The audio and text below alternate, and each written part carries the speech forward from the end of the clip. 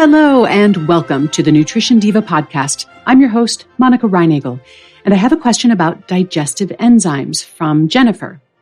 But first, a question from Melissa, who wants to know, are there supplements that can prevent graying hair? I have seen some for sale on cosmetics websites, and I'm wondering whether there's any science behind them. Well, Melissa, yes and no. I checked out a half a dozen or so of these supplements or serums that claim to delay the graying of hair. And many of them cited a long list of scientific studies to support their claims.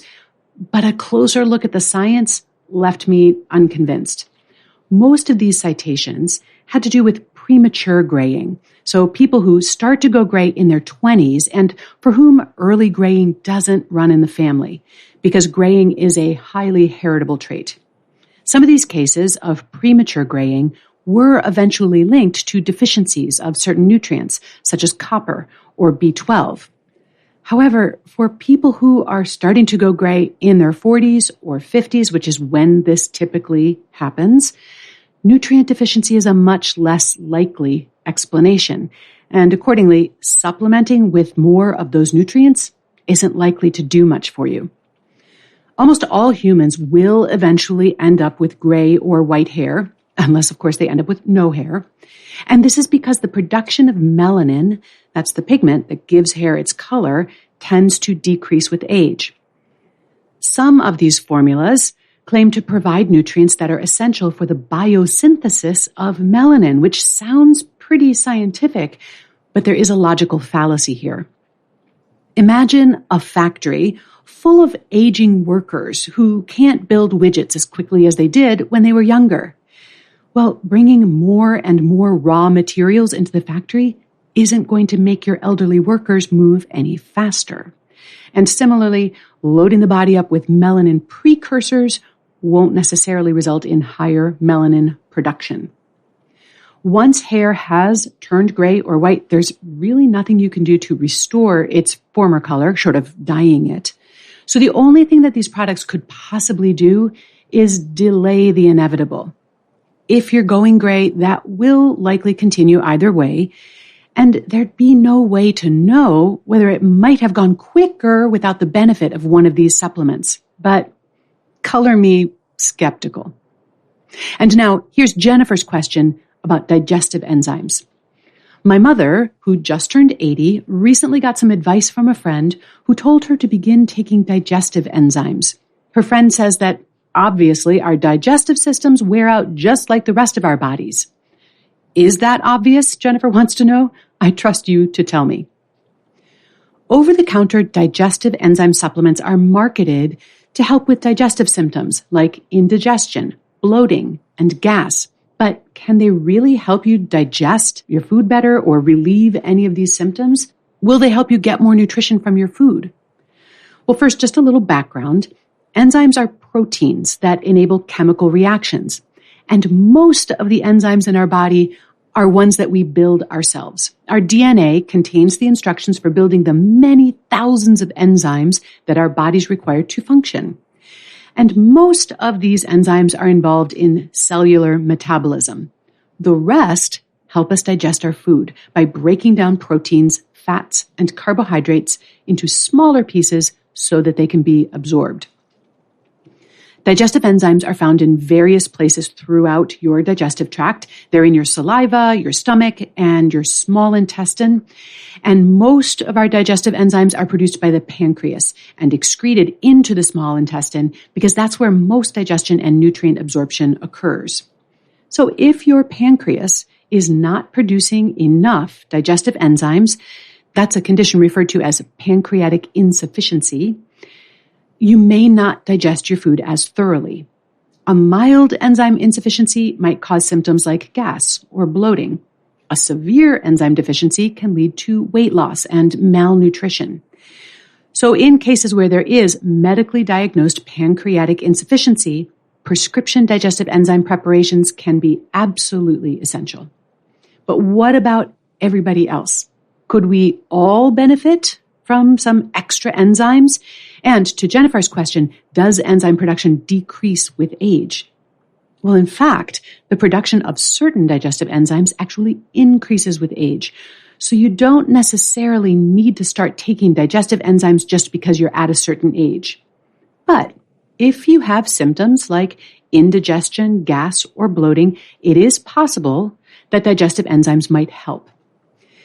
One study that's frequently cited by companies who are selling over-the-counter digestive products found that taking a digestive enzyme supplement with a heavy meal notably reduced gas and bloating afterwards. But the product tested in this study is a pharmaceutical-grade supplement that is not available without a prescription, so it's a little hard to say whether an over-the-counter supplement would produce the same effect.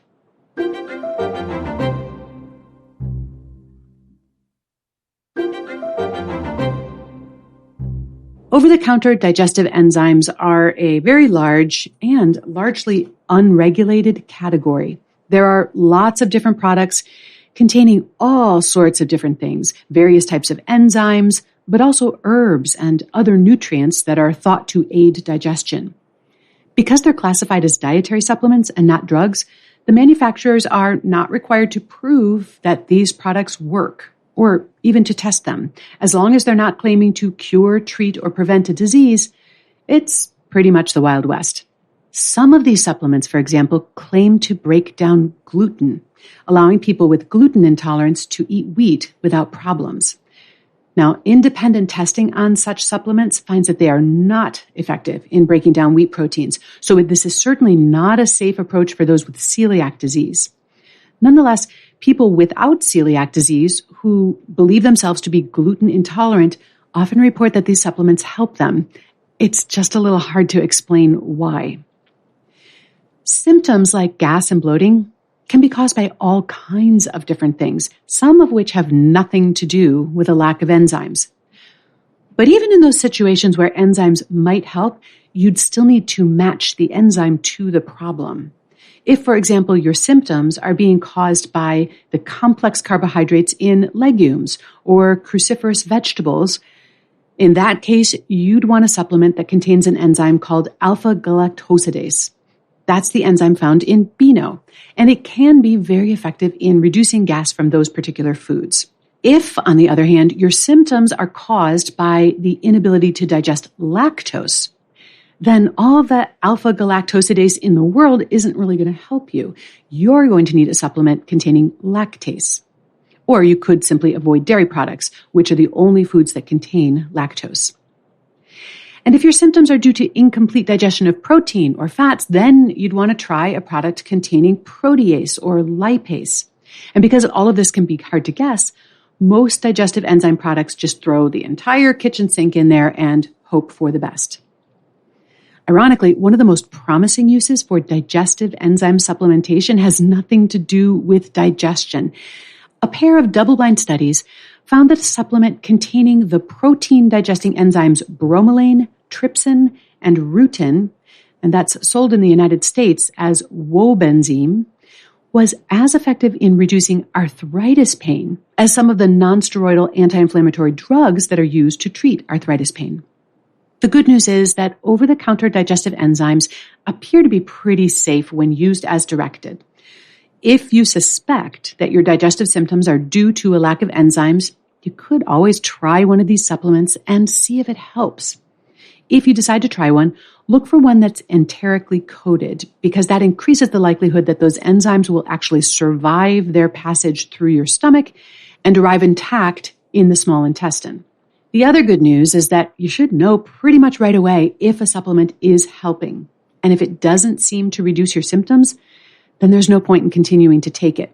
But you might want to talk to your doctor to see if any other causes can be identified and remedied. Before you try an enzyme supplement, though, it might be worth trying another approach first. Simply slowing down and chewing your food more thoroughly can increase the activity of the enzymes that are produced in your body, and that can reduce gas and bloating, improve digestion, and increase nutrient absorption. But be careful what you wish for. Digestive enzymes are often marketed as a way to increase nutrient absorption, which sounds like a good thing, but we're not talking about increasing your absorption of vitamin C or calcium. We're talking about more complete digestion of carbohydrates, fats, and proteins, which will allow you to absorb more energy or calories from those foods. You can send your nutrition questions to me at nutrition@quickanddirtytips.com or leave me a message at 443-961-6206. If you're looking for more support for healthy weight management, please check out the tools and resources that are at wayless.life, where our goal is to help people create the habits, mindset, and lifestyle that helps them weigh less without dieting. That's at wayless.life.